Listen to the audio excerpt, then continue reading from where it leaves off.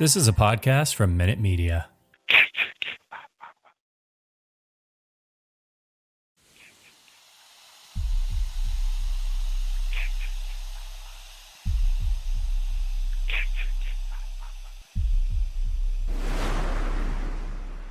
Warning, the following content may contain elements that are not suitable for some audiences. Viewer discretion is advised. Hello, kiddies. This is yours duly, John Kassir, the voice of the Crypt Keeper. And you're listening to Slasher Radio.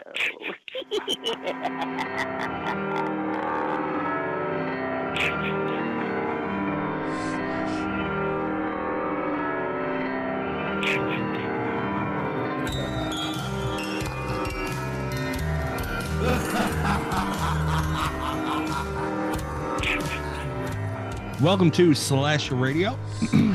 My name is Mikey Bones, and I'm joined by Catherine and Rob Humphrey. As always, what's going on, guys? Hello. Why do you do that? Do what? Every week you do that. You say, you guys ready? And then Kat says ready. And then you just start. You never even wait for me to say shit.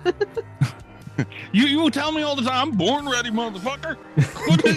You should be ready then. I was born ready, but still, you could, Why don't you answer me? Why do you not say anything? Are you just looking to see if I'll wait for you at this point? Because I was born ready, motherfucker. You know I'm ready to go. I can never, ever win on this show.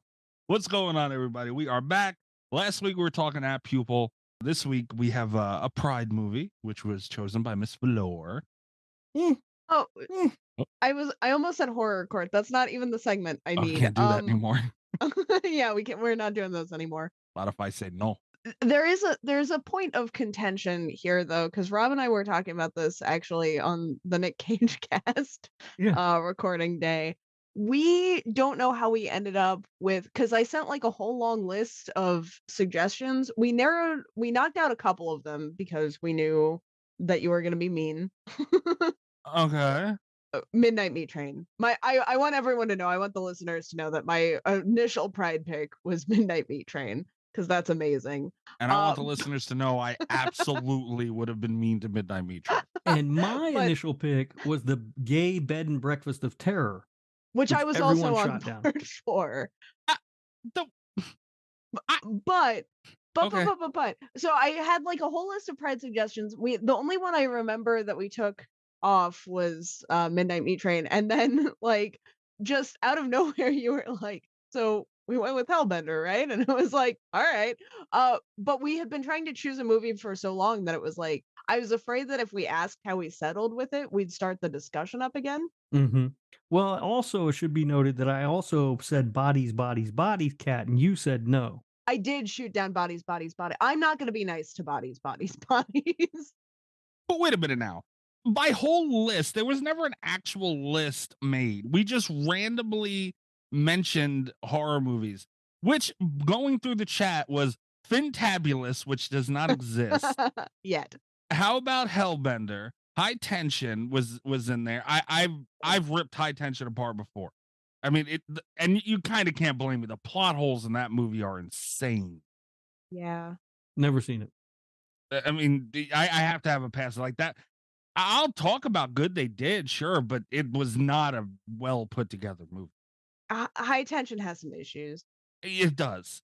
And then Them was brought up, which you said sucked. Freddy's Revenge, which you said sucked. You called Sissy a train wreck. What list? The Hellbender was the only thing talked about with any type of niceness. Figured that's what we're doing. I know, goddamn good and well. The gay bed and breakfast of terror was on that list. Gay bed and breakfast of terror is on that list, and I bet it's amazing. I'm going to watch it anyway.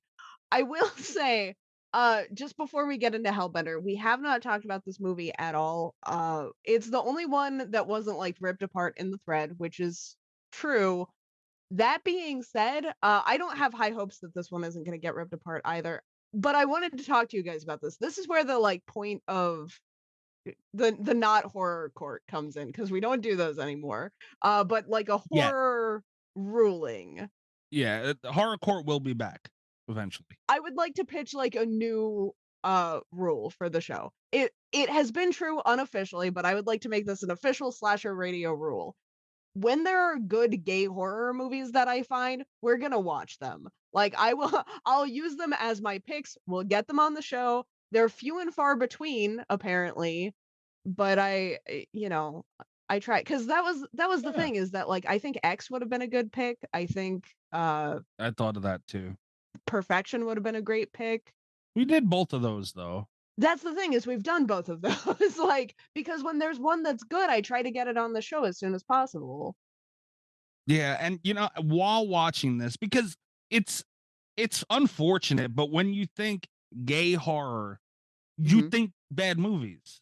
And that's not, any connotation because of it's gay horror, obviously, but the movies are usually bad. And I fucking hate that, but that's a reality. So when we were picking it, I kind of just like, all right, usually these movies are bad. Kat would know better than me on some good ones. But then while watching it, we'll get into it later, thoughts on it and all that stuff and break it down. But while watching it, I thought of like 3 other movies we should have did. X Yeah, being I one thought of of them. a few that I would have preferred. We should have did Sleepaway Camp. The one that it kills me that I didn't think of. I think because it's less gay. But I think American Mary would have been an interesting pick. There's also that one that was on Shudder a while back. That's like the giallo kind of thing set in the gay porn world. You know the movie Okay, I'm I don't talking know about? this. No. Yeah, it's called like Knife and Heart or something, I think. Adding this to my watch list now. Yeah, that's the thing is like, and Sleepaway Camp, I'm not gonna be that nice to. I like Sleepaway Camp. What's wrong with Sleepaway Camp? So Sleepaway Camp, it's not even that I don't like Sleepaway Camp. It's that it's always on the top of like, it's the same issue that I have with Freddy's Revenge, where I get so tired of seeing it as gay representation because while technically, or in this case, I guess, trans representation, I get so tired of seeing it on these lists because the representation isn't good. I think I get really frustrated with that line of like, because there are some things that everything before a certain time period has aged poorly in terms of queer representation. That's just a fact because terms change and, stuff evolves. But I get really frustrated with the line of like which things we embrace as this was great for the time and this was offensive, because I think the line is very silly. Yeah, there are a lot of people trying to pull the plug on Sleepaway Camp. Yeah, and I Really? I didn't usually know that. Yeah. this is something that I get into it a little bit more with sitcoms. The one that I feel like I get into a fight about a lot is Chandler's Dad, where it's like people get really after the trans representation on Friends because Chandler's dad was played by a woman, even though he was a cross-dresser. It was a whole thing. But it's like the fact that they were having that conversation at the time was just like, I think it's fine that it hasn't aged well because they opened up that conversation. But like, and the thing with the horror community is that like, we do this with stuff that's actually harmful. I was reading a list the other day of like for this, we were trying to pick a movie and I looked up a list of like the best queer horror movies. And on the list, first of all, Gremlins 2 was on there, which is very funny. What? Because one of the Gremlins is trans. Oh, that's my right. God. We should have done the new batch. God damn it. We should have. I mean, I'll accept. Yeah, I'll take it. So there was that. But also Sleepaway Camp was number 1. Freddy's Revenge was number 2. Every goddamn time. And I get so tired of it because it's like those are actively you could make the case that those are actually harmful, and then Psycho was on there too, where it's like it's almost better to have like queer coded movies than it is, and which is why one of the ones I had pitched was Raw, because it's not actively an LGBTQ plus movie, but it's been embraced by the community for its themes, which are I think less problematic than something like Sleepaway Camp, where it, Yeah, and or that's Psycho. that's the trouble too, because you try and find a good movie. Yeah, It's hard. it's Like, hard. it sucks that it's that hard, but it's hard nonetheless. And everyone talks about the kid in Freddy's Revenge, but no one talks about the like weird gym coach. No one talks about Schneider. Yeah. And how inappropriate that was and how far that set us back. Like, yeah. Another movie a lot of people are coming for lately is Silence of the Lambs. What? Listen, Silence of the Lambs has its... see, that's another one where it's like, it opened up that conversation and I can't be mad at it for its time and place. Has it aged the best? No. But, well, I will Has say it this for aged Silence less of the Lambs, though. problematically than Sleepaway Camp? Yes. There is a scene of dialogue specifically in Silence of the Lambs where Lecter says he's not a transsexual, he thinks he is. He is. And they go into this whole thing about how transsexuals are generally not violent. Well, see, that's the thing that I'm thinking, because they have the clarification in Silence of the Lambs. The point of contention that I've seen with that, though, is that transsexual as a term has become like terribly outdated. Yeah, well, we can't start doing that for fucking the words that were fine then. You know what I mean? Like, that's why I think that's to me, it's kind very of annoying. It's aged. It hasn't aged well, but when you put it in its time and place, I really don't think it's a problem, because like you're right. They have that conversation where they address that that's not an issue for. Right. Yeah, I mean, to me, I'm much more concerned about the message of something than I am the words that it uses to convey that message. Yeah, especially because and then again, the line seems so arbitrary to me, because Rocky Horror Picture Show, very beloved by everyone in the community but me, but it throws the word transsexual around left and right, and like, I feel like the line is arbitrary sometimes, and it's very frustrating, and it comes up a lot in LGBTQ horror. Also, Rob wouldn't watch Skinamarink. It's not a movie. It doesn't qualify. We should have did Rocky Horror. That's the crime of it all. But all right, nonetheless, here we are with Hellbender. We will get to that soon. We have drink roll call to get to. We have go through some horror news. We can kick off drink roll call. I would like to go first. Okay. A little peek behind the scenes for everybody listening at home. Recording schedule was thrown off a little bit. Usually we record late on a Saturday night. Today we're recording smack dab in the middle of the fucking afternoon on a Sunday. I took a stroll around the liquor store. A stroll. I was looking for something. I almost bought that Fireball keg I showed you guys last week. Found out it was $100 and that wasn't happening. So I'm looking for something drink roll call appropriate. This has changed my liquor store trips indefinitely, this segment. So I had an idea, and I was walking by a bottle, and I was like, this would be a power move. And that I was thinking, I'm like, all right, maybe. And I took a couple laps around the store. I'm like, all right, you know what? Nothing else is tickling the pickle. So we're going to go with this. And this was a decision that I made thinking we were going to record late on a Saturday night. So I've already bought the bottle and I've dedicated to it. I have nothing else to drink.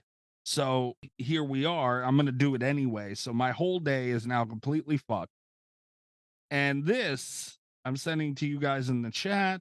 Don't mind one of these shot glasses, but I'm taking shots of Jaeger. Yeah, you are. Now I poured 3. I've had one already. And every time we say you're gonna have to take another one. No. Are you drinking that Jaeger warm? No, that was a picture I took when I got it. No, it was in the freezer. All right, I was gonna say, what the fuck are you doing? It was in the freezer. All right, man, Jaeger. I mean, I can't imagine why, but because of what it does. Jaeger is disgusting. Mm-hmm. God damn, does it work? I was, in college, we used to just do shots of Jaeger. Oh yeah. College all about just getting as drunk as you can, as quick as you can. Yep. All right.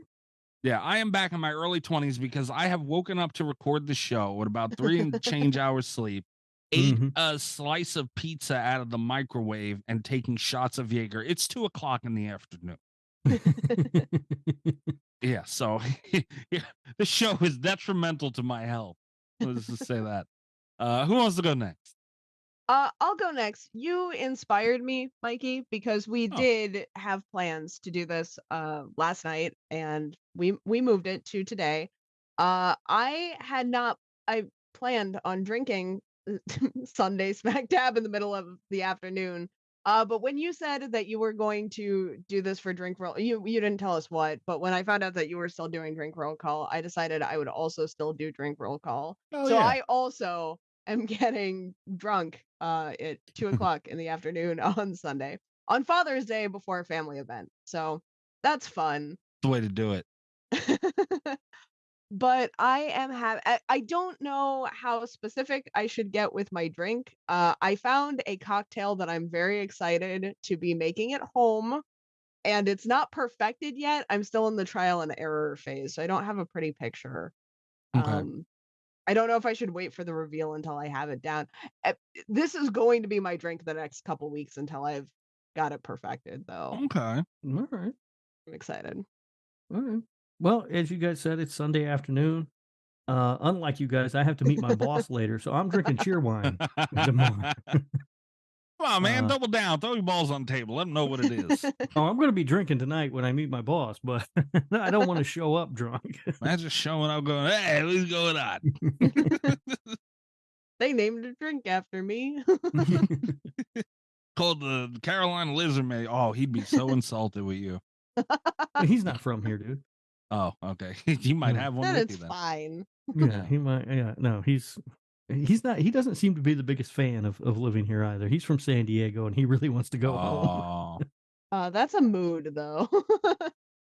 I bought this Jaeger too, like maybe a half hour before we started talking about moving stuff around. I was like, okay, I have Jaeger in my car right now, whole bottle. I sent a message in our group going, I'm letting you guys know now. I'm still doing what I'm doing.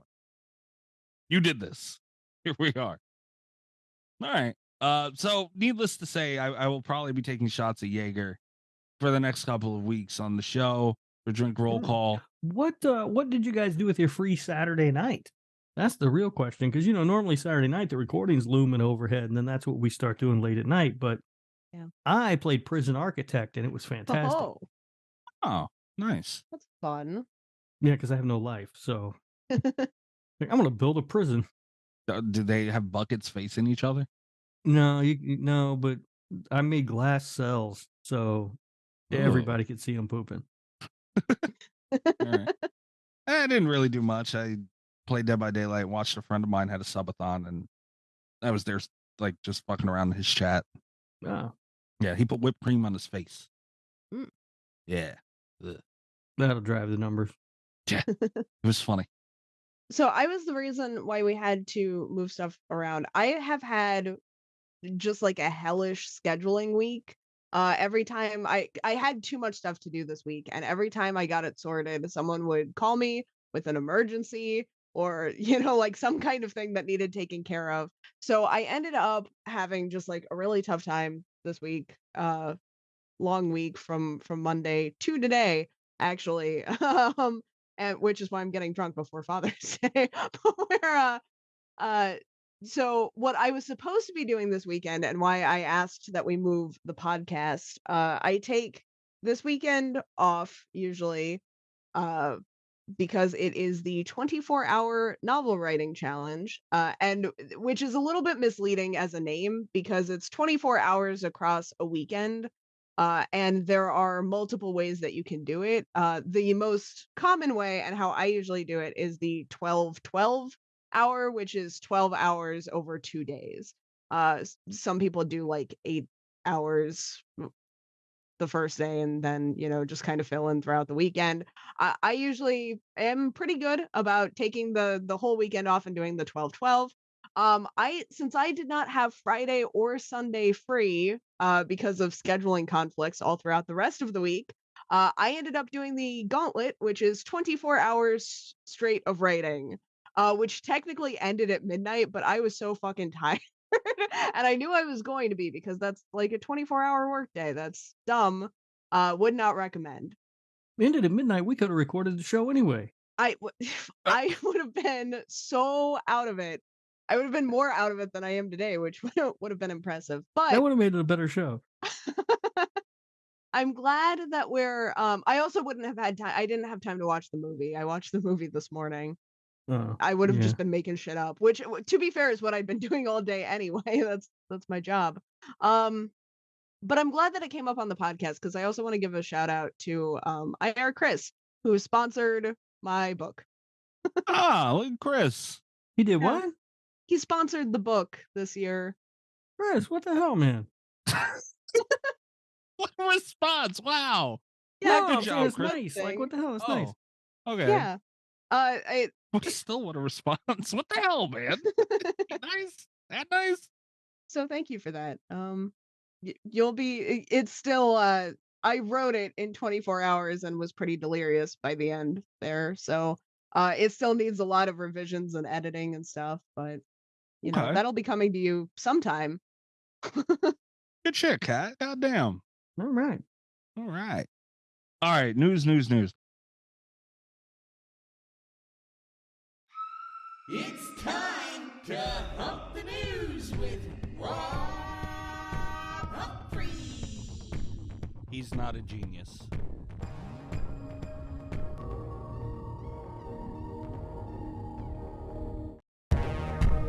There's not a lot of, there's really not a huge amount of stuff to talk about, but we can run through a couple of things. Velma season 2. Apparently Max confirmed that the adult animated series was renewed. I haven't watched any Velma. I remember we talked about it and Kat was all kinds of pissed off.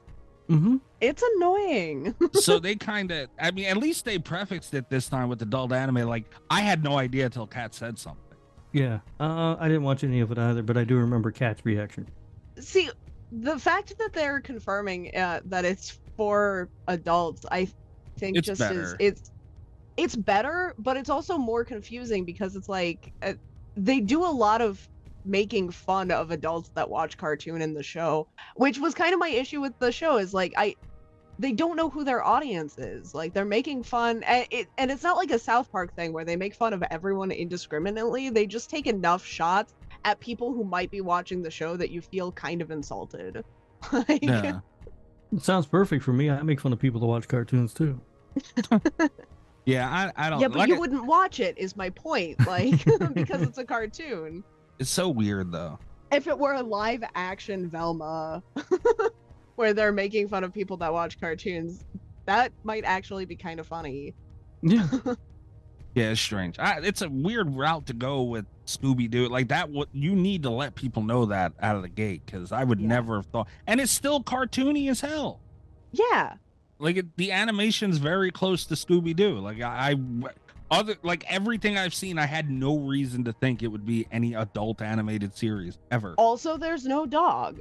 Really, no dog at all. No Come dog on, whatsoever. guys, what are we doing? And then like one of the bits, they're like, oh, because like they have the van. The van has a cameo in the show, which is more than the dog has. So they're like, wouldn't it be dumb if we drove around in this and solved mysteries? And it's like, okay, so you don't want adults who watch cartoons to watch this, and you clearly don't want Scooby-Doo fans to watch this. Like, literally, who is this show for? I think they just made it for you to watch, Kat. Next thing up is Seven, which gets talked about a lot on the show, a lot more than I enjoy, is getting a 4K remaster. Ooh. Yeah, David Fincher confirmed that is in the works. All right. That's not going in my collection. Oh, I'll be picking that up. Really? Yeah. I probably won't be picking this one up, but only because I already have like the special edition thing. I don't think I need to replace it just yet. That's the thing. When they did that with Texas Chainsaw. I got, I don't remember which one I got, but it was like a Steelbook original Texas Chainsaw DVD. And I was like, yes, man.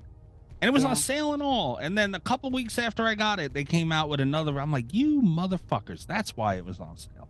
So yeah, they pissed me off with redoing stuff the way they do. It's like, fuck, man. Oh, next thing up. Okay, I have to send this to you guys.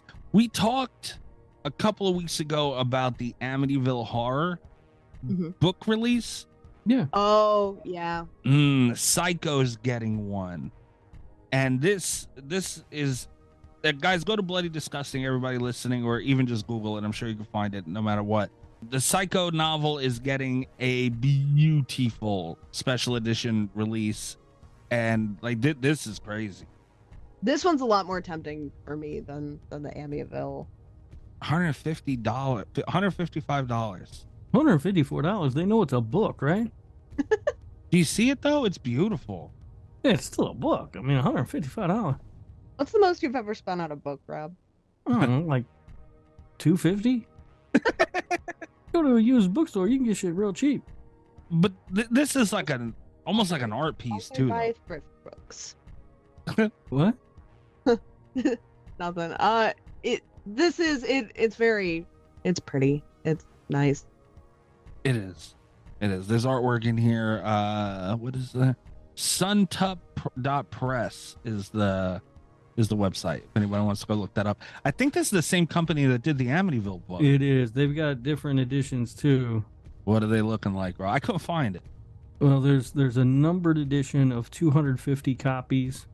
That where the hell's I can't find the price on that one.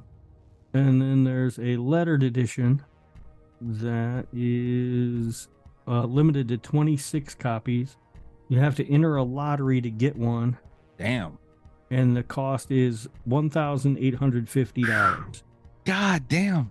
It's a book. But if somebody has that type of money to blow, like imagine their collection. You know, like that's what this is. Like it's a collector's edition. Yeah.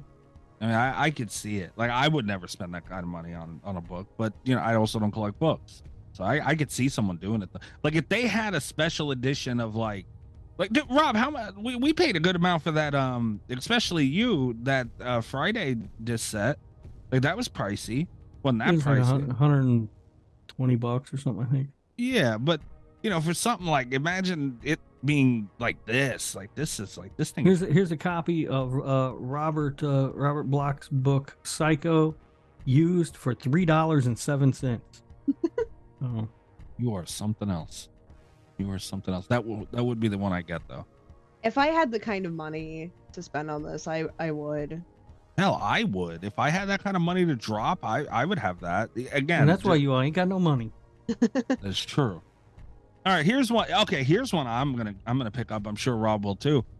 Deadstream is getting a Blu-ray release in July. Oh, cool. Yeah, I'll nice. get that. I like that movie. Yeah, I'm gonna pick this one up. Oh, there's a Steelbook. It looks like also. I don't like Steelbooks. What's wrong with you and Steelbooks, man? I just don't like them. Be nice to Steelbooks. Oh, it even has that is funny. I sent it to you guys. It has the wheel that he spins in the movie, like on the. Aw. Yeah. That's fun. I'm definitely getting this. There's no pre-order? Damn. All right. I'm going to keep my eyes out for this. I'm going to try and remember. Evil Dead Rise is hitting Max streaming service later this month. Woohoo. About time. Yeah.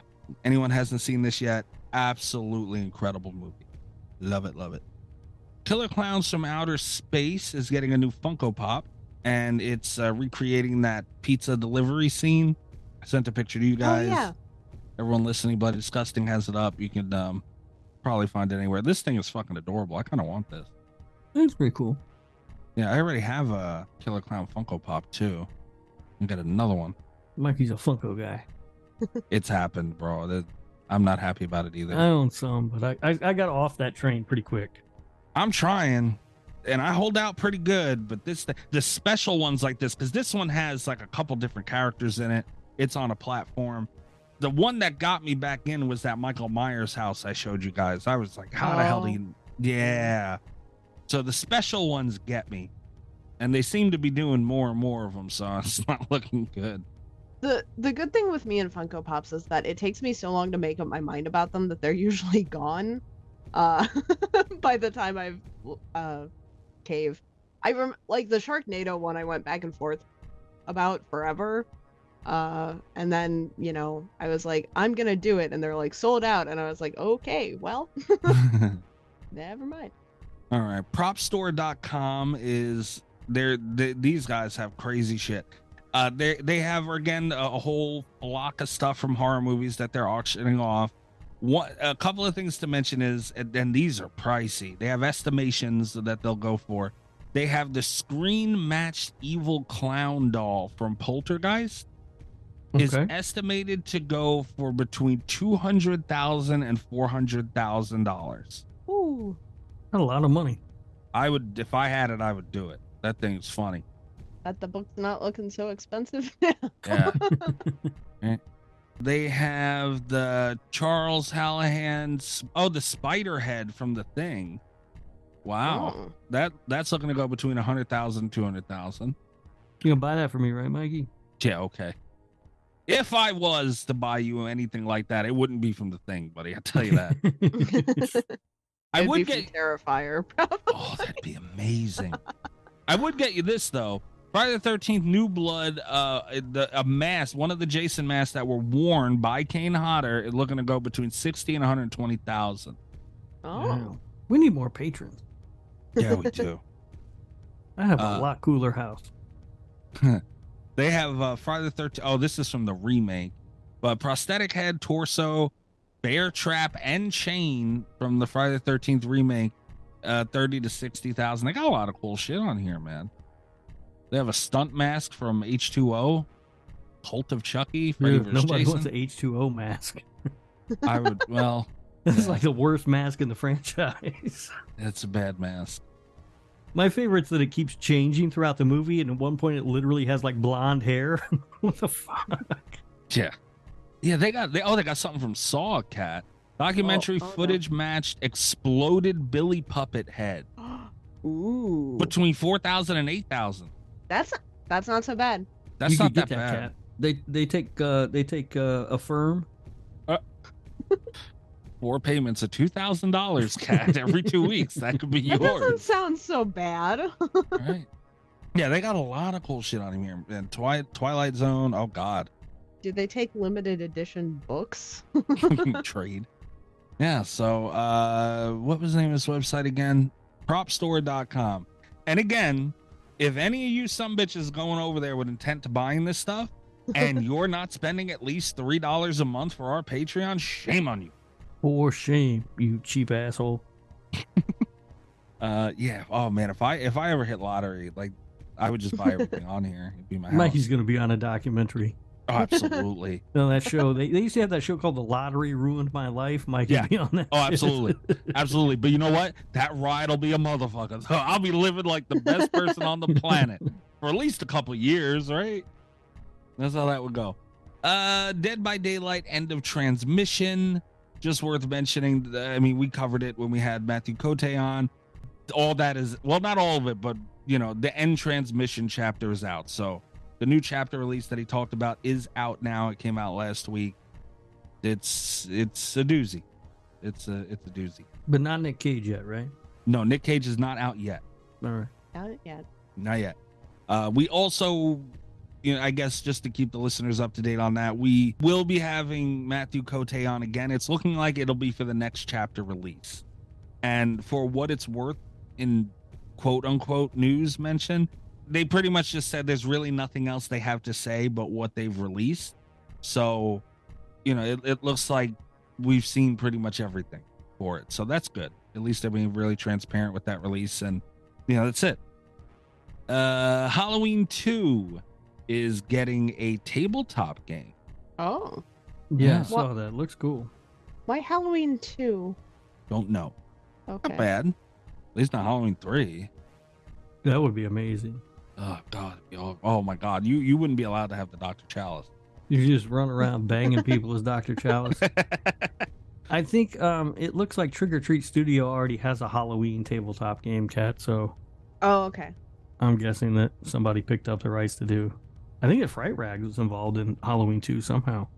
Yes, they are. I'm not exactly sure how either, but it is up on Kickstarter right now. There's 24 days left, so plenty of money to go over there and get involved with it. Up to $75,000. People like those tabletop games, man. I'm looking at these games and thinking, man, I should get them. But my problem is I buy these games and then I don't have anybody to play them with. So then they just sit in a box. Yeah, and see what I don't like. I'm not mad that you get on Kickstarter and you do something like that. I'm not mad at all because it helps bring these things to life. So I don't want it to sound that way, but I forget which. Oh, the Dead by Daylight one. There was another one that I can't remember, and this one. They were Kickstarters, and really all you get as far as like perks and the tiers of donation, all you get are copies of the game. Mm-hmm. Which like I wish they would have had some more stuff in there. And by the way, that you can donate any amount, but the tiers where you'll get the game, $59, $99, and $150. Ooh. Yeah, that's the other thing. I mean, it looks like, I'm looking at it now, it looks like it's a really cool game and everything. But again, I'm going to pay $60 for something to sit in a box on a shelf because nobody's ever going to come along like to play it. I've had the Jaws game, the Thing game, all of them just sit there. Yeah. And the way I look at stuff like that is because, board games aren't for me. But so for me personally, if I'm going to spend $60, I'll get a couple DVDs. They're going to do the same thing, sit on a shelf. Yeah. But at least I'll get to watch them every now and then. Yeah, because they've done a couple of other games too. Like I remember they did Silent Night, Deadly Night, and My Bloody Valentine. Yes. And I didn't pick those up. It's hard to pass up Halloween though. It is. Just to say you got it, if nothing else, Because it does look cool. Yeah, it does. But that's all I have for the news. That means it's time to press the button. God damn it. Crazy idiot! Get the fuck out of here! You! Go ahead, go back to turning tricks and old folk and you pain in the ass! Gabagool Mystery Corner, where our listeners send over Italian memes making fun of me for being Italian with no other purpose than for me to just react on the show. Well, to celebrate your heritage. I think celebrating Italian American heritage, Mikey. That's what they call it. It's not true. The memes go up on Patreon. I don't think I've seen this one before. We describe them on the show. Oh my God. Are you serious? Wow. It's labeled Early Italian Nuclear Test, colorized 1957. It's a picture of a pizza. How do you not call this making fun of me for being Italian? What is this celebrating? Look at this. It's celebrating pizzas and Italian Americans and all the culture that you guys embrace. It looks like some stunad put a pizza in the oven without a pan, tray, anything, and just on the rack. And the dumbass didn't realize that dough is going to form strangely. And it's a pizza that's like sunken in almost in the middle. And it's like a very scary looking dough tube that forms from the pizza between the racks onto the bottom of the oven. And there's like a puddle of melted mozzarella around it. And it looks like the puffball from the mushroom cloud from a nuclear bomb. This is rude. This is mean. It's uncalled for. The fact that we allow this is a monstrosity to everyone in the world. That's a shame, Mikey, that you don't feel celebrated. No, how do I feel celebrated? Oh, you should. Everybody stops what they're doing. You got to teach us about how to make a pizza. Yeah, to talk about your culture and where you're from and your heritage and all the things that make you special. I talked about a pizza melting in an oven with the me making fun of it. I didn't talk about where I'm from, my heritage. What's wrong with you? Yeah, but now we know to use a pan. That's right. When we're making pizza. Everybody should know to use a pan. Whoever this happened to deserved it. And we're helping to spread that knowledge. You need a pizza pan. I don't like it being said like that, but you know what? All right, fine. Shot of Jaeger. I hope you're happy. This is what you're doing. This is what you're doing to me. Well, let me help lift you up, Mikey, with this Tony Danza fun fact. What? Oh, hold on. Wait. Time out. What? What happened? That was disgusting, and you hit me with a Danza immediately. I didn't say it yet. But you told me you're going to do it. No. This is to lift you up. It'll brighten your spirits. Tony Danza, the patron saint of all Italian Americans. We're going to celebrate him now. No. On May 9th, 2005, during a go-kart race with NASCAR star Rusty Wallace, who was a guest on the Tony Danza show, Danza's kart flipped after Wallace accidentally bumped him. Wow. Who cares? So now you know. I know what? That he tipped in a go-kart? Yep. And now I just sent you a thing, too, that came in anonymously. Allie, I forgot which button it is, to be honest with you. Woo! Okay, good. Stop sending these, Allie. Stop making them. Stop sending them. I do appreciate you moving the text over to the left. You know I was right about that. That looked awful. This is anonymous. We no idea who sent this. No. Allie sent it. Well, Miss Huge Clown Penis sent it. Huge clown penis. They come in anonymously every Can't week, confirm that. and I can confirm it. No. to Don't think help so. help celebrate you and Mr. Tony Danza. Rob, when does it end, man? It's Father's Day, dude. Tony Danza played one of television's greatest dads on Who's the Boss. Does he deserve not to be celebrated as well, Mikey? Come on. No more next week. No more till next week. Okay. No. No more ever. No more till next week. Okay. I don't know why I show up. I don't know why I showed up. That Jaeger timing was awful. You slipped right on in there, man. Trying to bum rush me. That was messed up. All right, we're going to take a quick break, and we will be back to discuss Hellbender.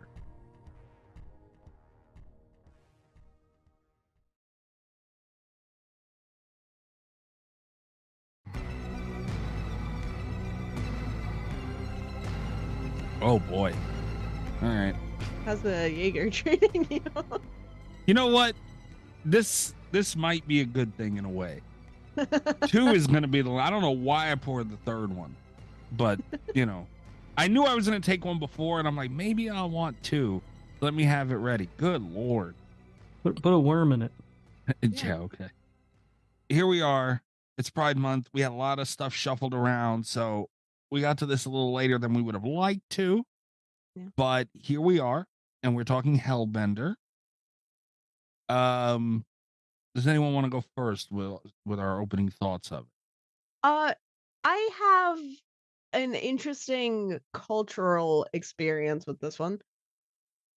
I and we'll probably get into it just a tiny bit more at the end when I do reviews, but I have had kind of a roller coaster of a time with Hellbender because it was last year.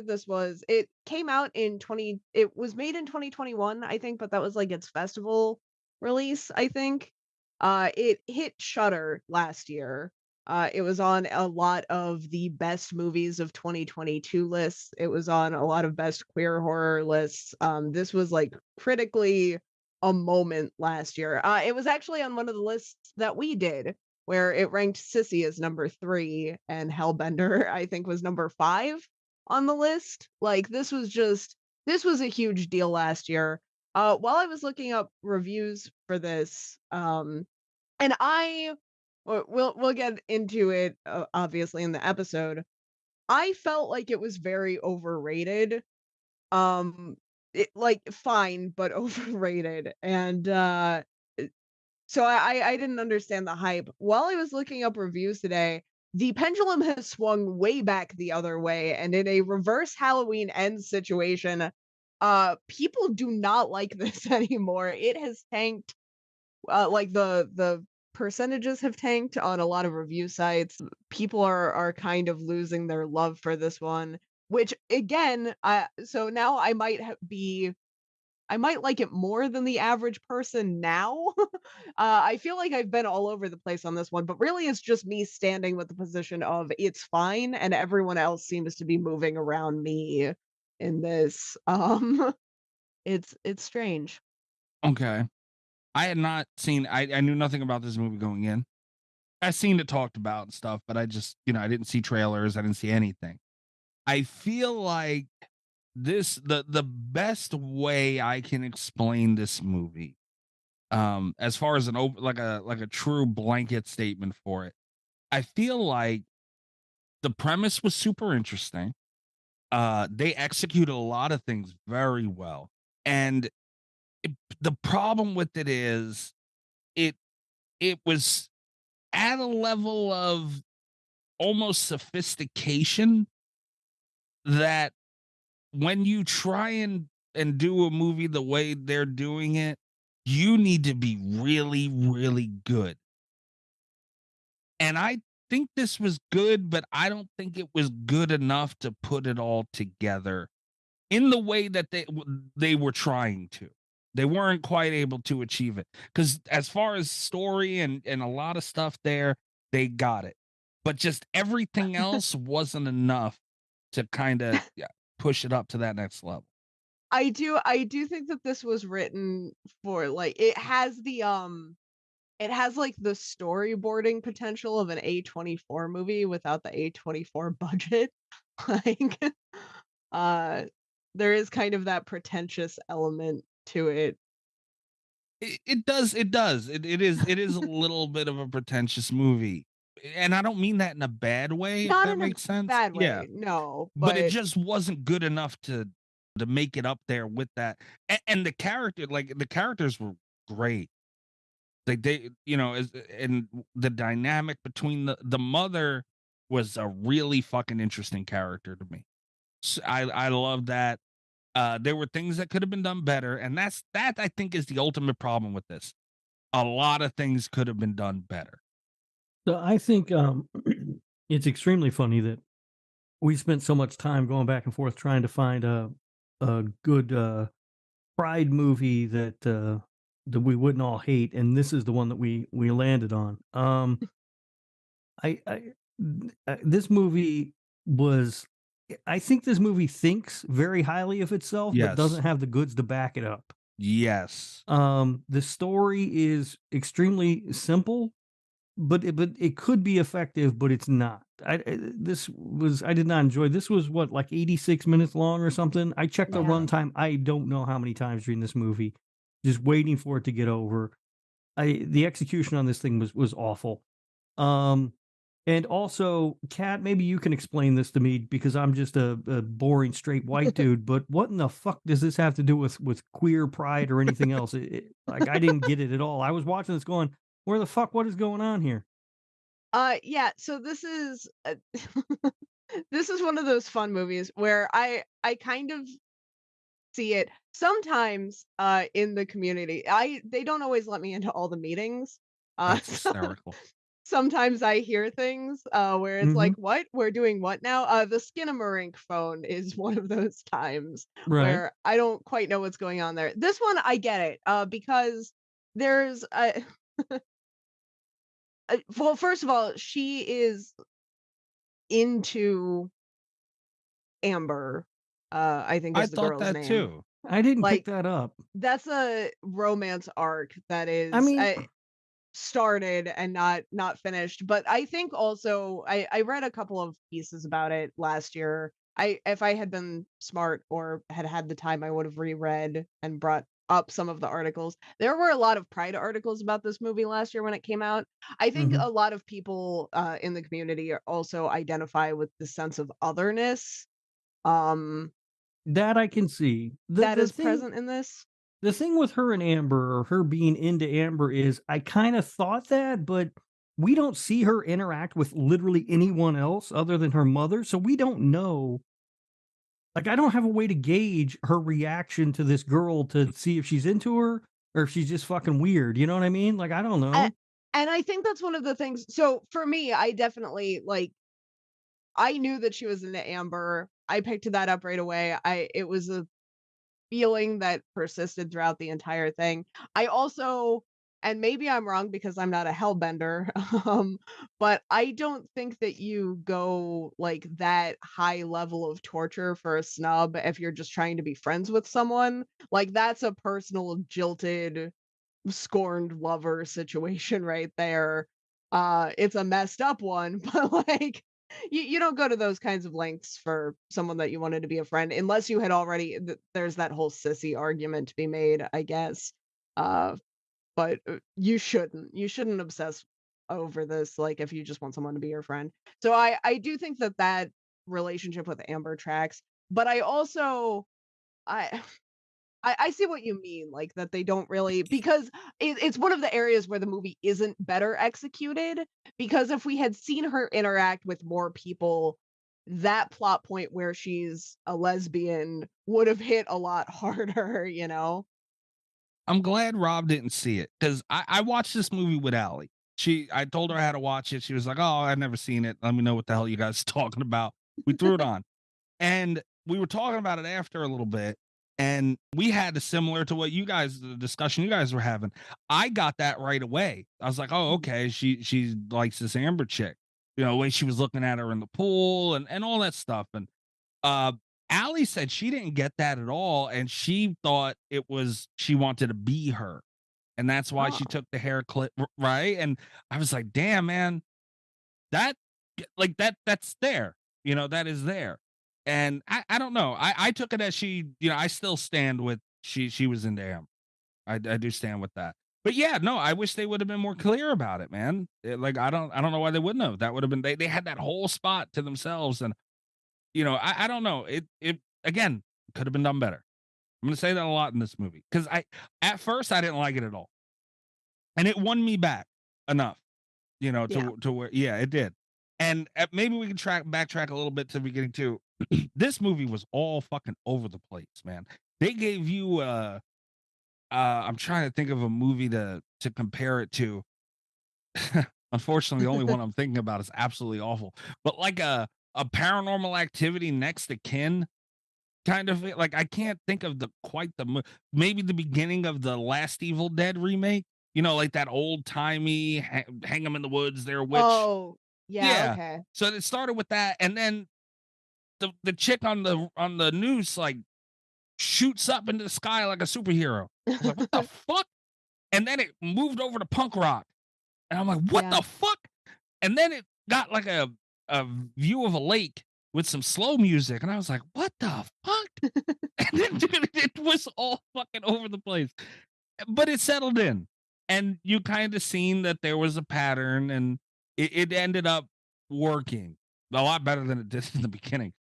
This was something that I didn't catch. I'm glad you brought up the old timey thing because I had so I thought I went in with the conception for like from having watched it before. I went in with the notion that the old timey witch hanging situation, and and I think this is confirmed. I think they talk about it in the movie.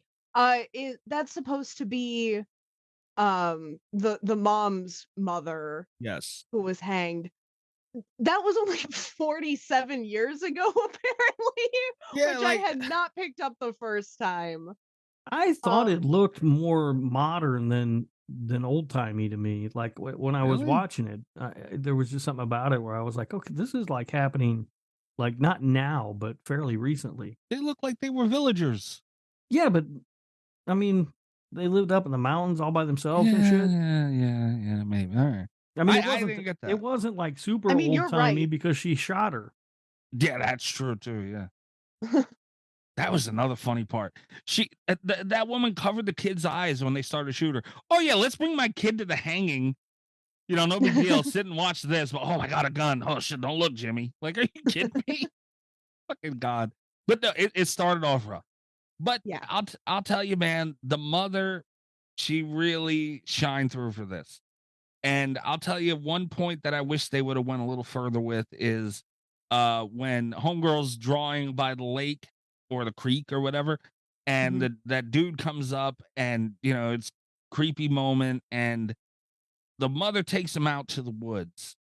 And this is where I wish they would have really won me over in the horror element. Is I don't know why they would have her, like, you know, the way she killed that dude, she lifts him up in the air. It looked like Iron Man did it. You know, like it was just like, why wouldn't she just lunge at, like, that would have been cool as shit. I was like, damn, this bitch using the force. She was. But then at the same time, like, I mean, that was done badly. They definitely should have did something different with that. Like, that was ridiculous that that's the route they went. I kind of liked how he just sort of like evaporated. That was kind of cool. Yeah, but it's a horror movie. That's perfect for her to lunge at him and like gnaw his, like, it's perfect. Yeah. And they already made that effect of him doing. They could have made her lunge. Like it probably would have been cheaper. Maybe, I don't know. But at the same time, you know, that was bad to me. But she has this weird, like, she asked him if he's a father first or if he's married, and you know, like, she knew what she was gonna do, and she is evil because she's killing somebody. but at the same time, it's like there's morality there. Yeah. And I thought that was super interesting. Like she didn't want to do it. But she did, but she wanted to do it right. I did really like her as a character. We're talking about things that could have been executed better. I think a big one is and it's not the only solution, but the movie does feel very scattered. And I think that one of the things that could have fixed that is focusing more on the mother. I think the Yeah. scariest part of the movie is definitely the end. And I think the way that they build up the end with, a Hellbender only being able to be killed by other Hellbenders, like it's set up very well. I think there's a very deep, womanly dread of seeing your child kind of take your place in the world. I think it's a very human emotion but I think it would have hit a lot harder if we had focused on the mother and her fear of what her child is turning into. Yeah. Yeah. Yeah. Alternatively, we could have focused more on the kid and less on the mother, but like because the mother has the like horror in the end, this would have been a much scarier movie if it had focused on her perspective throughout the runtime more, I think. Yeah. Yeah, I would have. Rob, you seem to be on the lesser end of the ladder here with this one. Do you at least acknowledge that? What? Like the mother was a strong character, or did No, that I not like the hit? characters. I like the Okay. characters. I like the performances. I just don't think what they were given to do was very much it wasn't. I don't know. There's something about the execution of this movie that just does not work. And I can't quite put my finger on what it is. Like I said, it feels like it thinks it's very lofty and important, but it also that's what it thinks it is, but really it just feels kind of paper thin to me. I don't think that the relationships are the relationship between the girl and Amber is well established. When the movie started and Amber first appeared, I thought, okay, so it's going to be this story, but it wasn't. And we don't really even see all that much of Amber in the movie. And it turns out to be much more of the story between her and her mom. They could have cut out the whole Amber thing altogether and just made a movie about the two of them, and it would have been more interesting. I think the problem with it is that this movie could have done without the whole Amber thing. And I agree with that point of it because they didn't do it well. So what they did with that, you could have did without it. It wouldn't have changed the movie much. It could have been a random person she had down there. Yeah, it was a little more oomph behind it when it was Amber, but there was not enough in there to really make me give that much of a shit about it. I wish it would have been in there, but they would have did it better. Would have resolved that issue even better, but they didn't. So yeah, I mean the whole Amber's whole character in this movie is she breaks into somebody's house to swim in their pool, invites her back. She comes back. They do shots of tequila, which they know it's this girl's first shot at tequila. What are you making her drink a worm for? Come on, that's facts. Yeah, that's fucked up. You don't do that to somebody. That's a dick move. And then Also, I'm obsessed with the girl who volunteers to drink the worm. She looks way too into it. Dude, that girl would have made a much more name. interesting character to focus on, I think. She was fascinating to me. She has one line, and it's volunteering to drink a worm, and I loved her. Yeah. That girl's a party too, because she's out there playing the drums, even though she doesn't know what the fuck she's doing and stuff. But yeah, so they do that, and then they have the falling out right after that, and then we don't really see Amber again for a long stretch of the movie. Yeah. And then she comes back just at the end, and then gets mad because she stole some 50-cent barrettes or whatever. Yeah. And it's just like, what? There's nothing to Amber's character. It feels like she should either not be in the movie or she should be a pivotal character in the movie, and she's neither. And again, it's not, we can't look at what they could have done, because it's what they gave us, but it is frustrating because Amber is Izzy's one chance to have a friend or to have a partner, or she's she plays this really important role that just got really underutilized in the movie. And also the fact that she can't forgive Izzy for the barrettes of all things, but Yeah. that like they can't repair their friendship is a big it informs why Izzy turns so hard, bends so hard to hell, I guess, to put it in the movie's own terminology there. I think it's a really good tipping point. I think it tells us a lot about Izzy as a character. I wish they had used it more, you know? Yeah. Yeah, that Yeah. would have been more interesting. And it's like it's kind of there, but you have to piece it together for yourself, and you shouldn't have to. Like they should have hit those themes Right. during the runtime, you know? Right, because you're gonna have dummies like me watching this movie who can't figure out why it's a pride movie. I was I'm looking watching it forward like- too, man. I'm like, why am I watching this? There's nobody waving a rainbow flag or dancing around or nothing. What the hell? Yeah, I was looking forward to. Yeah, so I don't know. And also, why is Izzy such a fucking weirdo? She goes to give her bikini back and she gift wrapped it. What the fuck? Yeah. Just bring me my Gift wrap. shit. You ain't gotta fucking put it in a box and wrap it up. It ain't a fucking birthday present. That's my own shit. I know what's in there, motherfucker. Yeah. I bought it. It's fine. Yeah, and I this was one of the other movies I was thinking while watching it that we should have did, and I don't know how you guys would have treated it, but when Rob mentioned that the other girl who was a good time, she should have been the main character, I thought, well, then we'd have Jennifer's Body. Why didn't we do Jennifer's Body? So because I wasn't going to be nice to Jennifer's Body. Really? Yeah. Jennifer's Body, Cat. I know. It's the thing about Jennifer's Body. The rewatches kill me sometimes. I watched Jennifer's Body when it came out, and I was not out of the closet yet at that point. Even to myself, I didn't know what was going on. I didn't know why I liked Jennifer's Body so much. I feel like that was a very universal experience for a lot of women that were into Jennifer's Body inexplicably for no reason. I loved that movie so much, and I didn't watch it for like years and years after that because it just wasn't streaming anywhere. I didn't have a copy. It was one of those kind of situations. It came to Prime last year, and the rewatches fucking kill me. It's not good. Like, I and love I it hate still.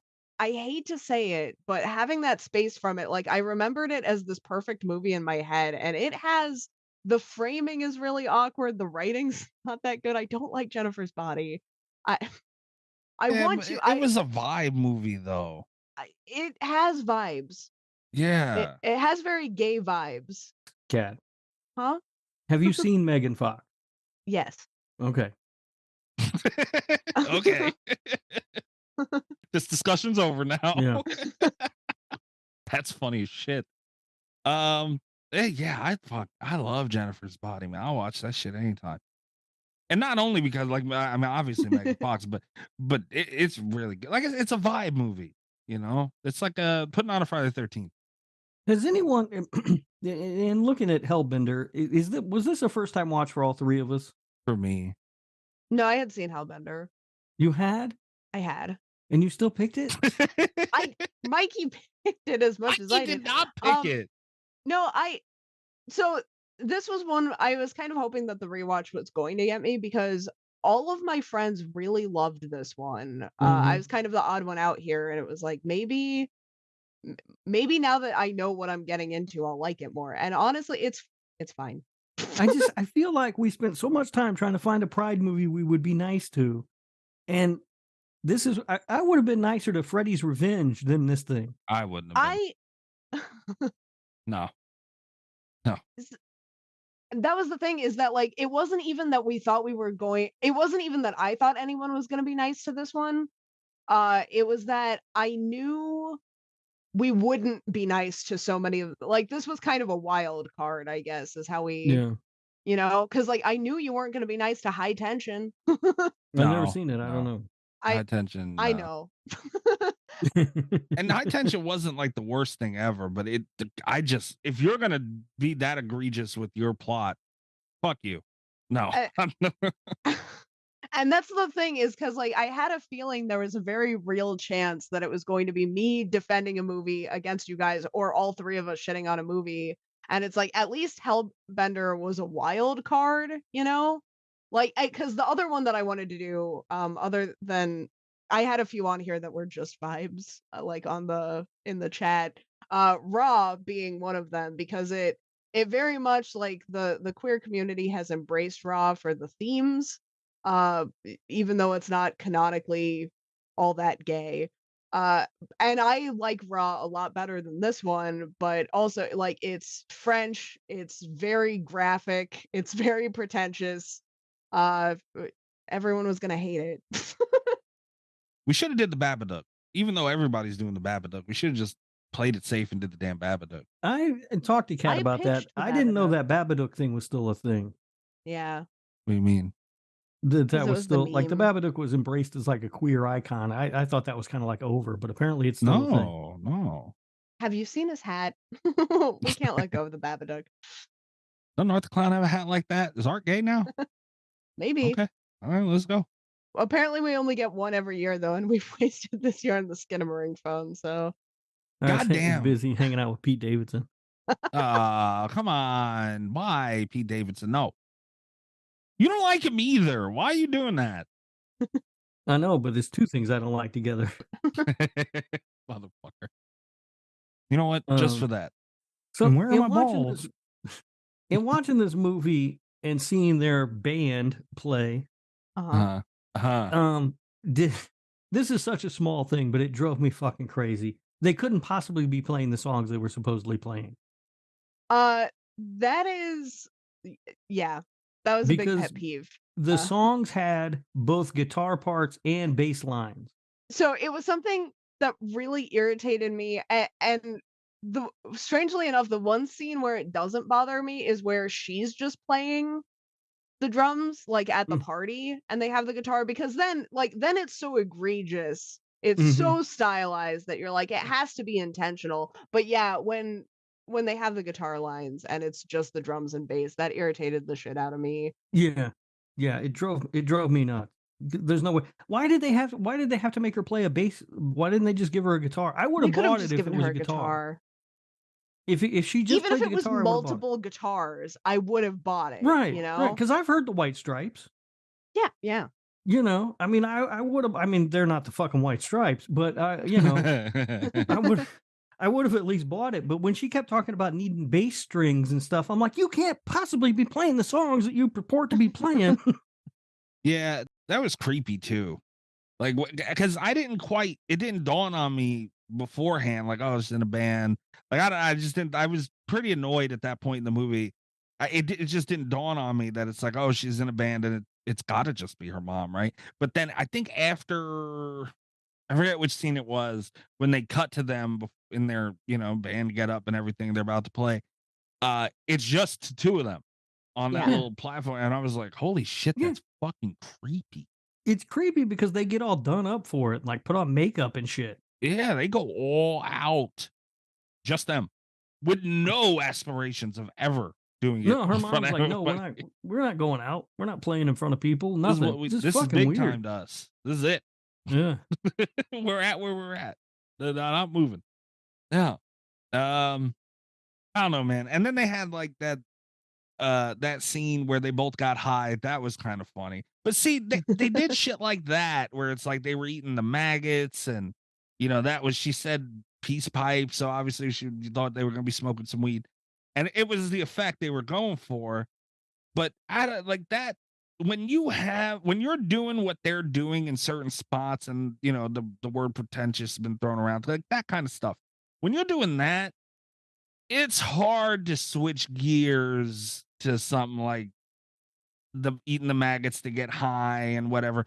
I do think the what I'm talking to lead to this, to the scene where they're in that white background, they're wearing all black, they're puking on each other and high and doing their little powers, making the smoke things.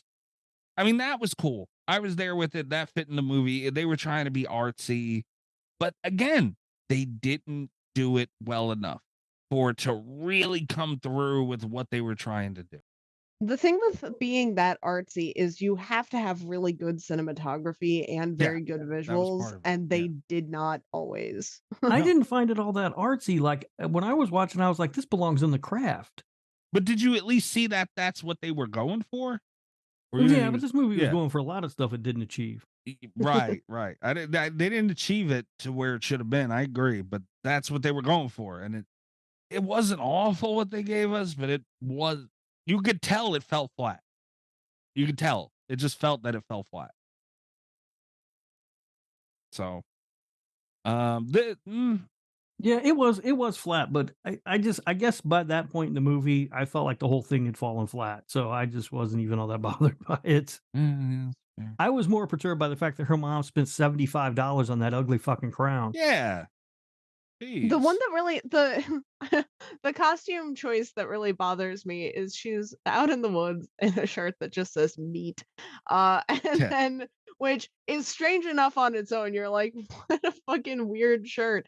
And then the cop that comes to talk to them is like, where can I get one of those shirts? And I Yeah. know like it's just one of those, like adults trying to, flatter teen kind of, he's a friendly guy, whatever. But the fact that it's about that shirt is so funny. Yeah. Again, secondary characters in this movie, they kill it because that cop was awesome. That cop was great. I would watch a whole movie based around that guy. That's funny. I choose to believe he's the stepdad of the girl that wants to eat the worm. Just toss the two of them in a movie together.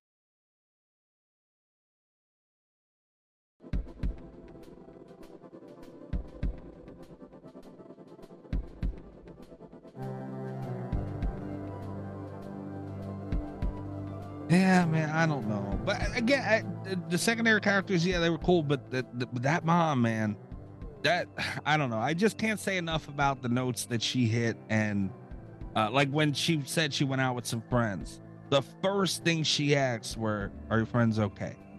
Yeah, because it's not like she comes across as like at the beginning, I kind of thought she was gonna be the the evil, and then a switch. Yeah. And to see her switch like that, it felt seamless. Like it all made sense. She does what she has to do, but at the same time, she's like, she's being oppressive to this girl and keeping her secluded, and you feel bad for her, but you realize it needs to be like she doesn't like it. That's what it is. She's protecting her. She's protecting other people. She's so much. You can tell how good of a person she is, given their circumstance, like that there was depth there, man, and she pulled that shit off. Oh, another thing before we start, because I'm sure we're winding down on stuff to talk about. This needs to be mentioned. The only thing worse than a teenage girl is a teenage girl with superpowers. If my kid could slam doors without touching them, holy shit, there'd be a war in this fucking house. Could you imagine that, Rob? No. Kid slam doors on you and would not even near them. That'd be terrible. And I will tell you right now, there is nothing that pisses me off more than when he slams a door. Oh, I hate that Oh my shit. God. And I get it now. Like I couldn't figure out why it would make my parents so mad when I Yeah. was a kid. And I Yeah. don't even really know why it makes me so mad when he does it now, but God damn it. It's such a fuck you. Yeah. It's like, you motherfucker. Yeah. Yeah. When I was younger, if I slammed the door, no matter where I was going, I could have been out the door. My dad heard it. He would make me go in the house, go to the door and open it and shut it again. That's type of shit. That's the quickest way to get someone to stop slamming doors, though. I stopped, and man, there was so many times I cocked that door back and I let it go softly because I knew. But yeah, no, a kid with that, when she slammed that door on her without that, there'd be no doors in this fucking house. Yeah. Not one door. Not even a front door.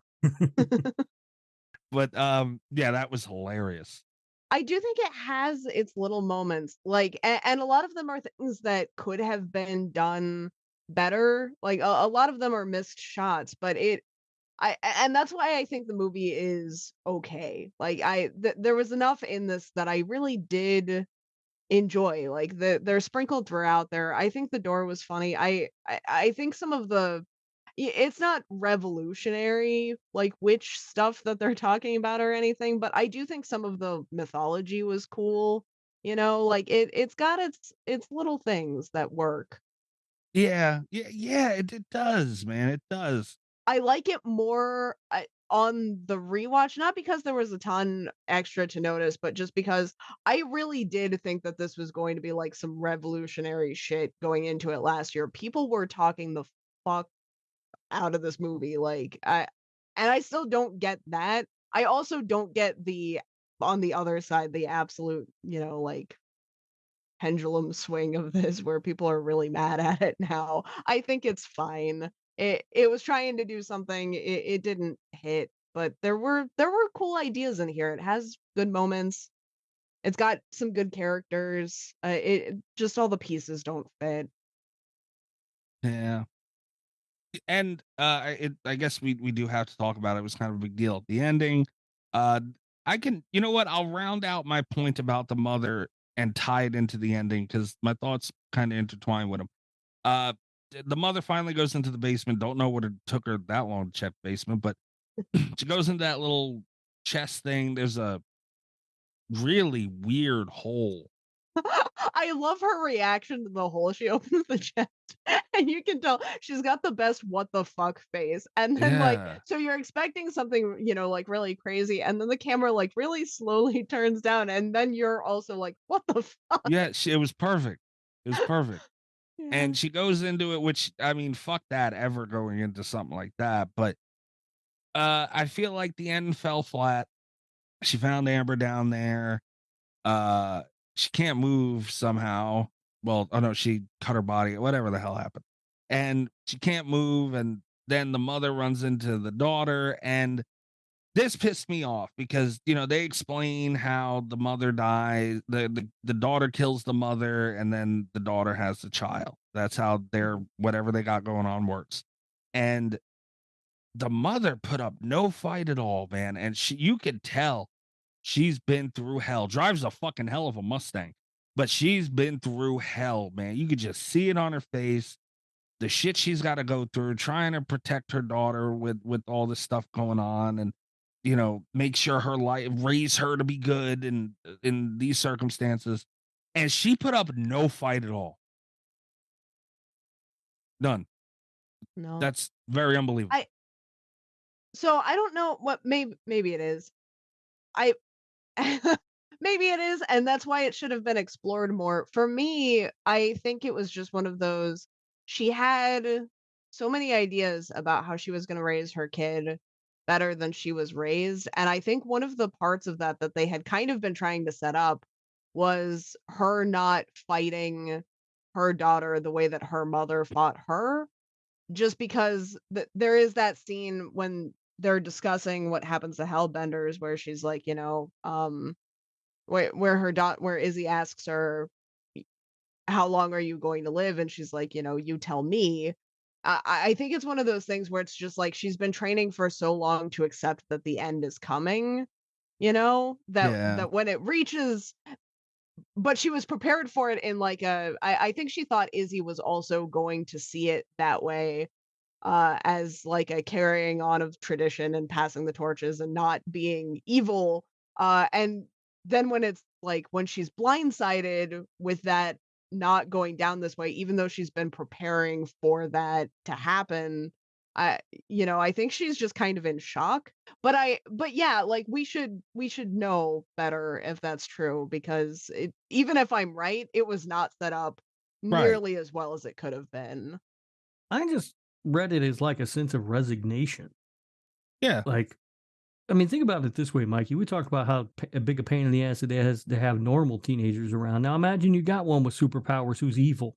Slamming That's all just the got to be a doors. fucking nightmare, man. I think I'd rather be dead. Slamming all the doors. Yeah. Yeah, that's fair. Yeah, I obviously that's what you go with. What you were saying, Kat, like, that had to be what it was. But again, from what they showed us, I had no reason to think that.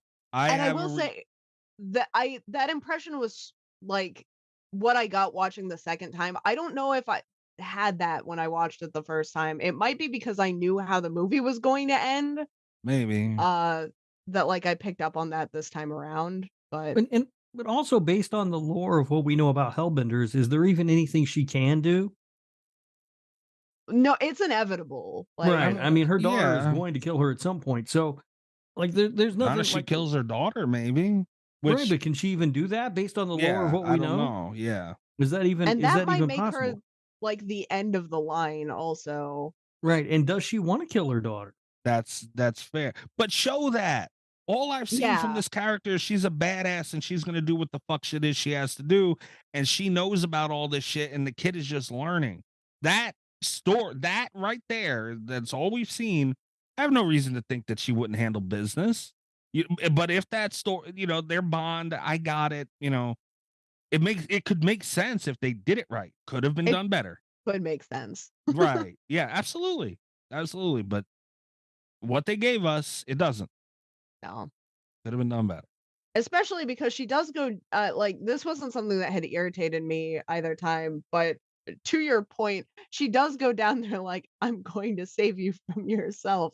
And then Yeah. Izzy's like, let me see your Hellbender face. Not good enough, I'm gonna kill you. or No I'm fight gonna at keep all. you down here or whatever. And she's like, okay. Yeah, like, damn, man. Could have been done. And then it just cuts, done, finished. I said, you motherfuckers, you. Really? Mama didn't deserve to go out like that, man. Did not. All right. My last note about Okay. this, and this is such a cheesy thing, but I'm a big sucker for it in movies. I really like when there's like a creepy little rhyme in a horror movie, and I like that this one this had that, and I think it was really well done. Even though it is kind of a trope, I liked the poem that Izzy writes, the ominous fucking "I'm going to kill you" poem that happens.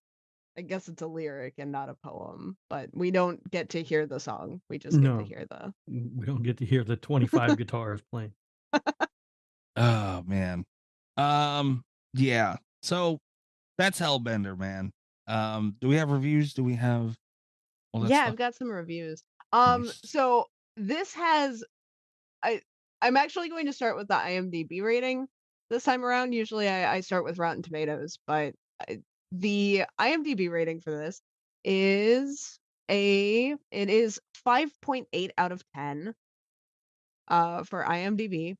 And I think that nothing signifies the drop in the cultural like dismissing of Hellbender in the last, and that's the crazy part, is it's not been that long. It's been like 7 months, I think.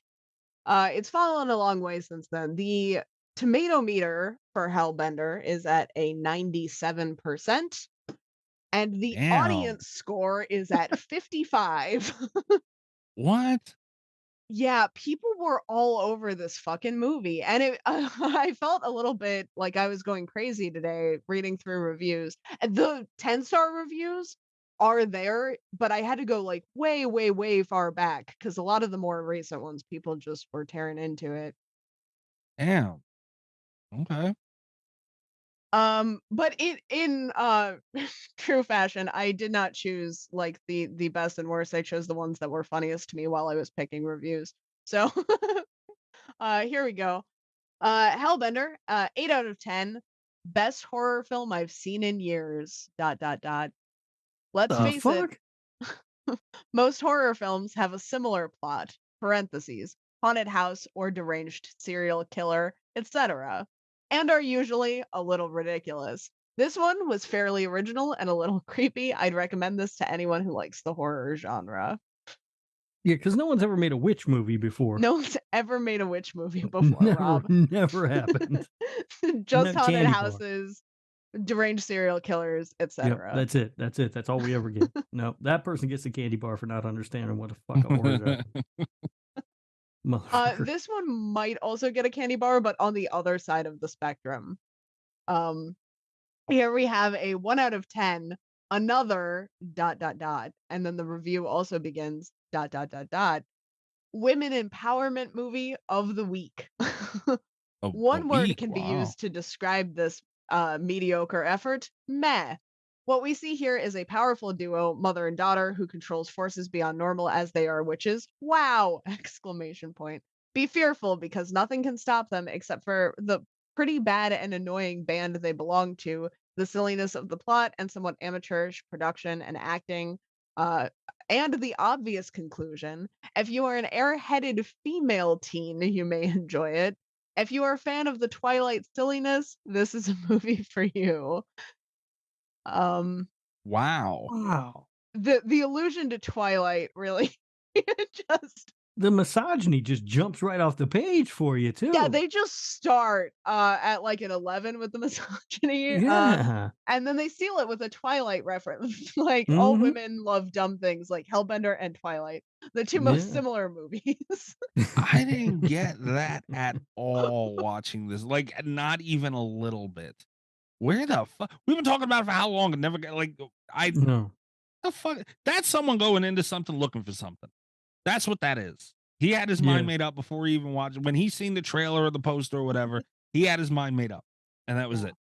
They could have both died in the beginning and two men could have took over. He would have had the same exact decision. Same thing. Fucking idiot. Okay. Candy bar Rob, come on. He deserves it. Unmute. Yeah, candy bar for that guy. Certainly. right. Nice. All right. This one this one we have to read the title and then we can move on. 3 out of 10. This is the real Addams Family. LOL. Wow.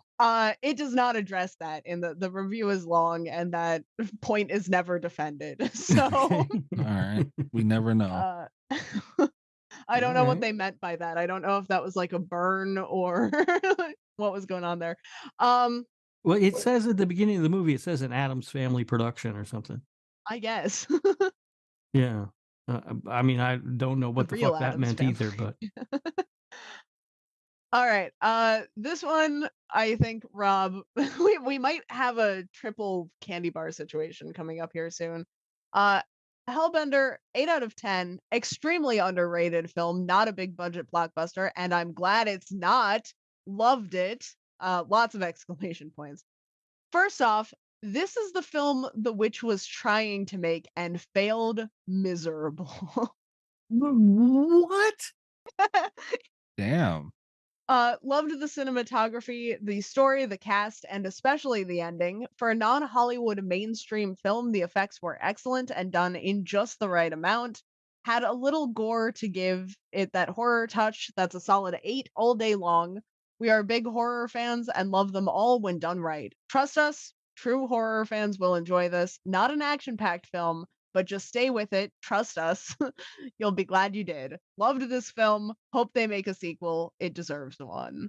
All right. Well, first of all, this is how you know a movie's not good. When somebody says, trust me, stay with it, trust me. Yeah. That's usually a sign the film is not any good.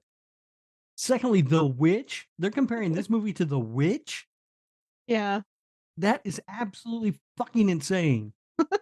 Triple candy bars all around. I don't think we've ever had one of those before. Triple candy bars. Wow. Mhm. That one got a candy bar too? Yeah. Wow. Okay.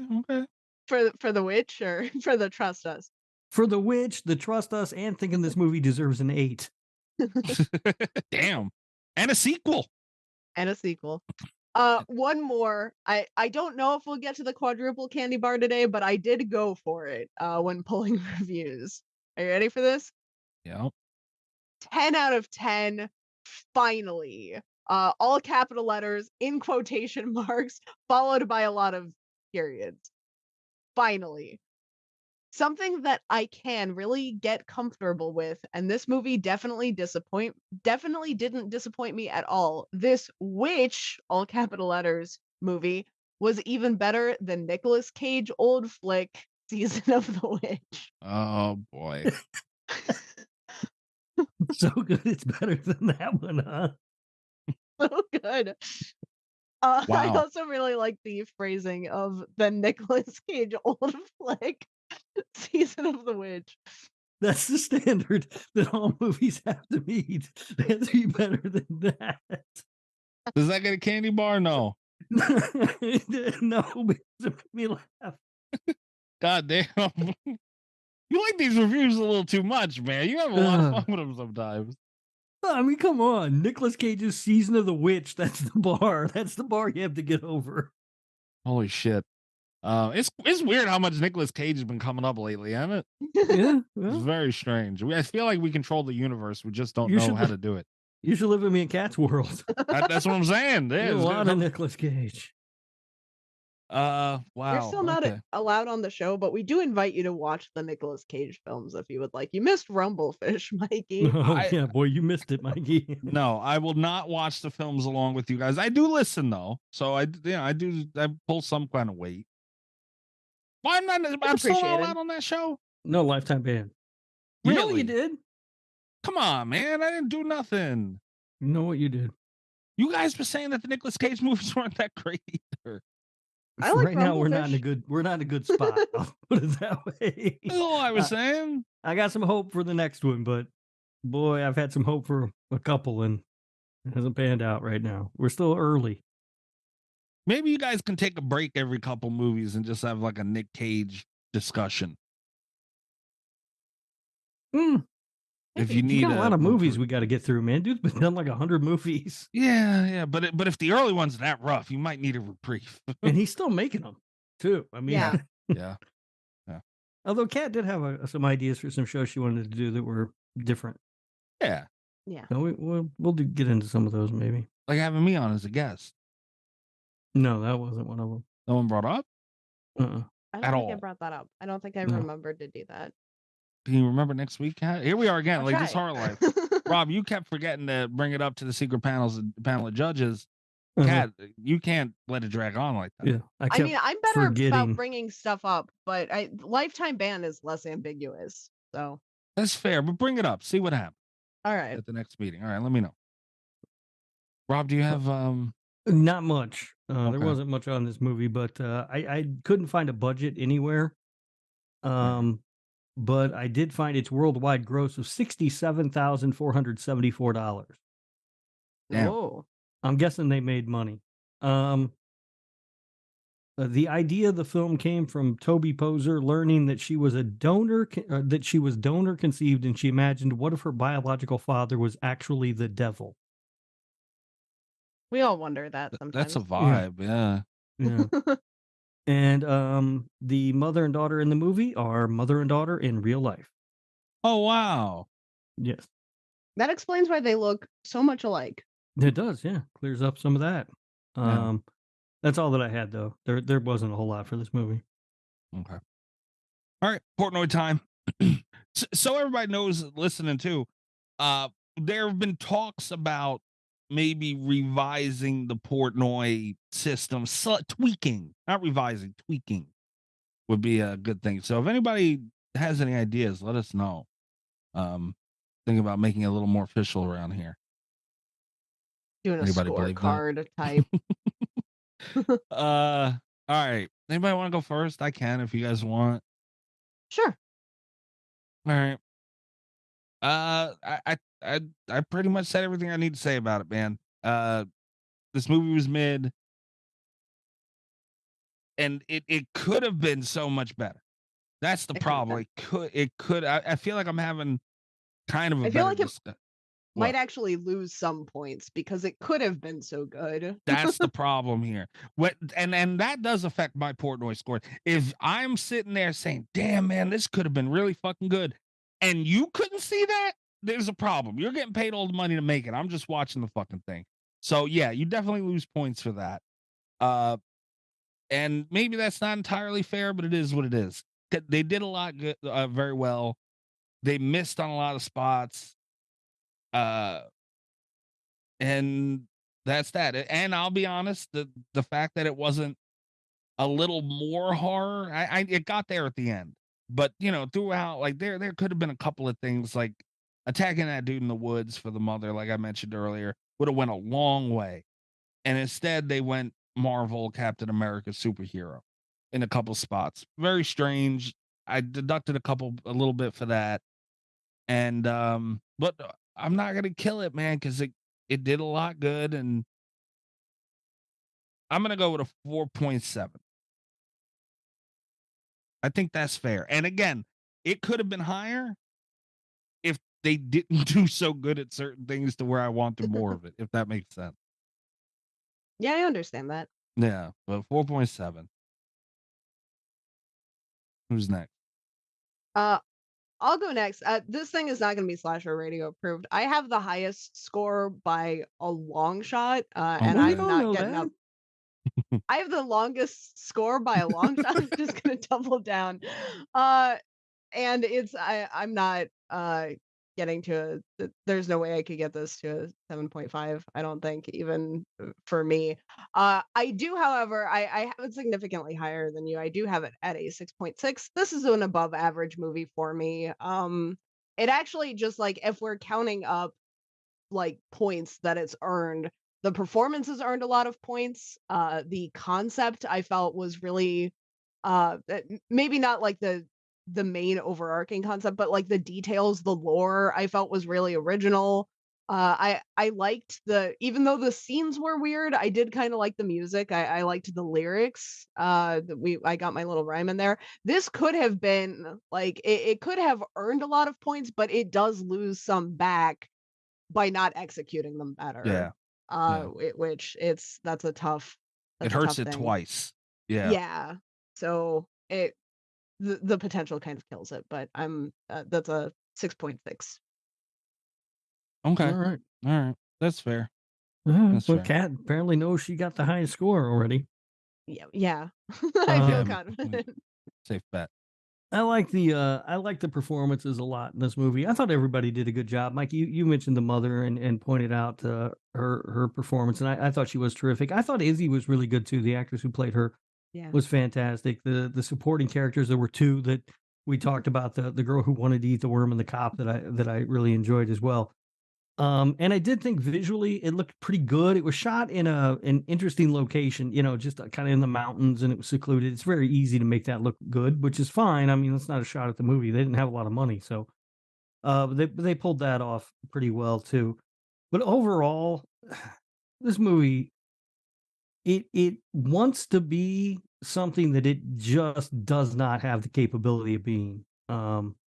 It feels paper thin to me. I don't find the story particularly interesting. Kat said she liked the lore. I thought the lore was a bit confusing. It's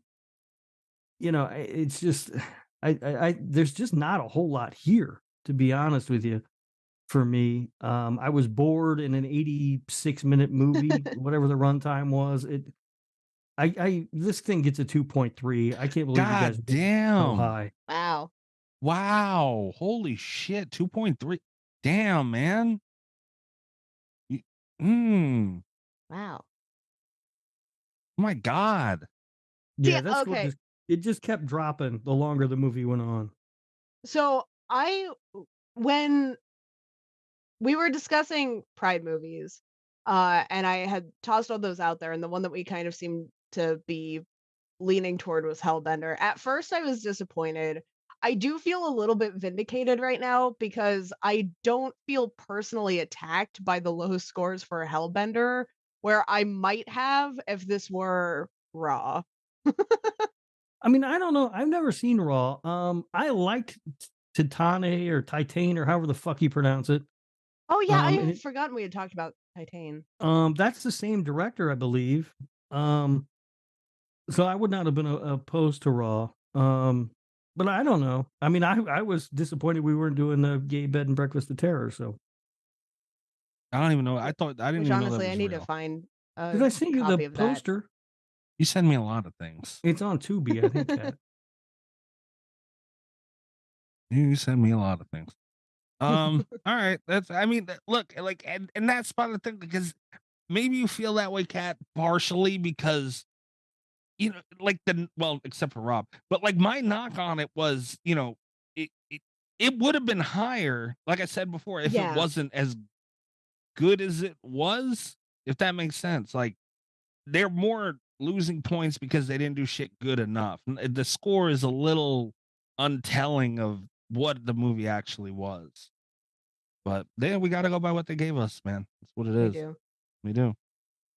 I asked a friend, like right before we recorded, if she had seen Hellbender and if she had anything that she wanted to say. She's about to be really mad at me because she just got back as we're wrapping up here. She is obsessed with this movie, apparently. Oh boy. And it's like, I hope you defended it. And it's like, oh boy, kind of. Yeah, but you did. Should have had her on the show. I'd like to pick the I brain should of have. somebody who's obsessed with this thing. Yeah, like there really wasn't much to defend, man. Like, it wasn't. Well, Rob was a little bit of a butthole to it, like I said, but it's not like we tore it apart, really. Like we were. I feel we were very fair. I was gonna say, I feel like we were fair to Hellbender. Yeah. And I think that this is one of those movies that I think gets really polarized. And I think having some middle of the road reactions to Hellbender is probably as accurate as you can be, Yeah. I mean, I feel we were fair. Yeah. I feel we were fair. I feel like I was especially fair. I feel like you were a butthole. I always feel that way though, so it doesn't really mean anything.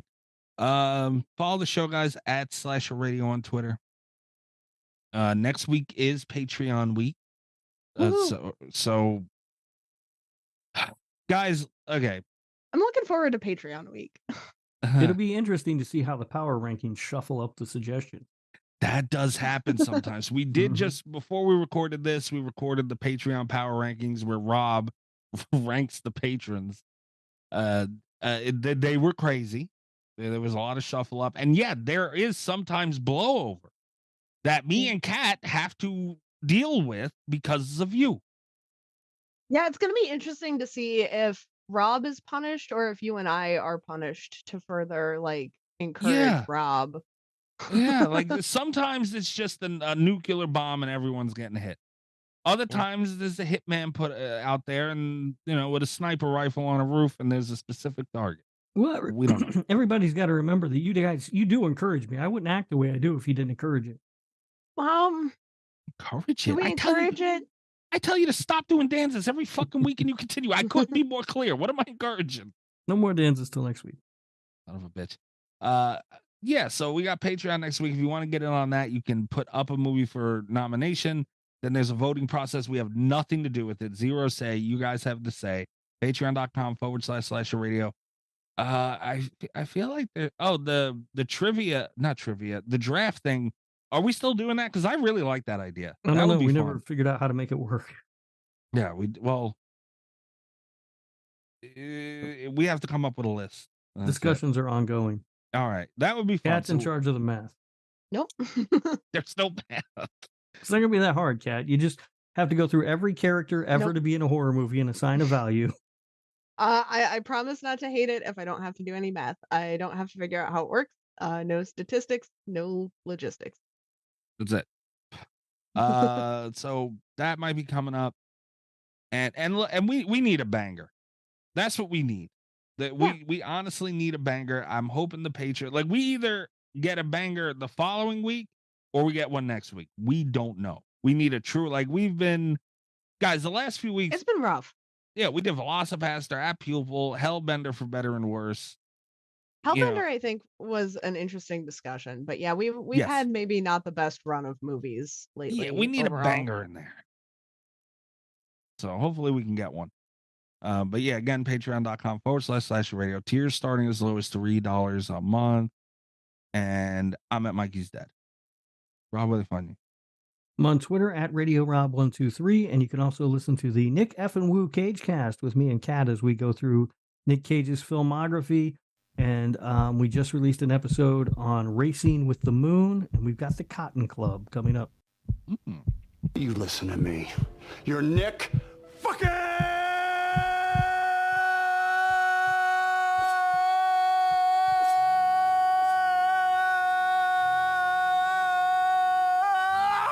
Whoa, Cage! Welcome to the Nick fucking Woo Cage Cast. And Kat, woo! There you go. I know you picked the name because you really wanted to lay in that whole fucking thing. Yeah. The problem is going to be I am rarely, if ever, going to have the energy to do that by the time we record these episodes. However, you are welcome to do it anytime you'd like. All right. My plan was to do it every week, and then I heard our intro music and decided I might not need to do it every week. But because it is our inaugural show, I feel like maybe I should go for it. Welcome, everyone, to the Nick fucking Woo! Cage Cast. That intro never gets old, too, by the way. Funny. Kat, what about you? You can find me on Twitter at cat_velour, VOLEUR. You can check out my website, catvelour.com, where my book, Revenge Arc, is available for pre-order. Coming out August 1st. There you go. Buy it. That's coming up, man. It really is creeping. It's like right around the corner. Are you scared, Kat? I'm scared. Are you? Well, not scared. I guess nervous. I am really nervous. Yeah. First of all, I feel like there's still kind of a lot of work to do.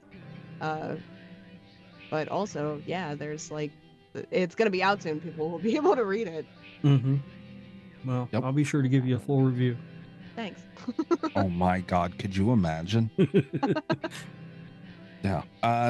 Come check us out next week, guys. Patreon week. Like I said, go get involved. Patreon.com//radio. Good night. /radio. All the best of Slasher Radio Podcast.